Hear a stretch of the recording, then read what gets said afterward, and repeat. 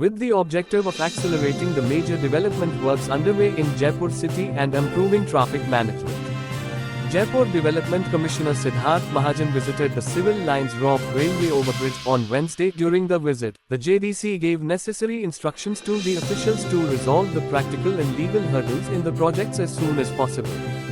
During the inspection of the Civil Lines Rob, officials informed the JDC that land needs to be acquired for the construction of the service road on the Civil Lines side, but some legal obstacles are being encountered.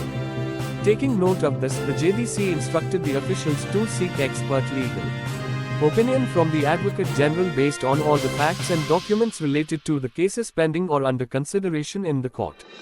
He emphasized that strong and effective arguments should be presented on behalf of the JDA in these cases, so that the decision is in favor of the JDA and in the best interest of the public. Following this, the JDC visited Sahkar Marg. Here he assessed the heavy traffic congestion and inconvenience faced by commuters due to the closure of the railway crossing at Imli Phatak when trains pass.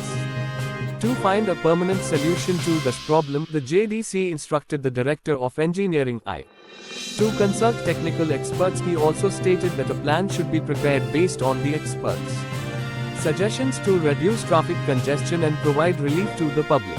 Other senior JDA officials, including the Director of Engineering 2, Zone Deputy Commissioner 1, and the executive engineer associated with the project, were present during the visit.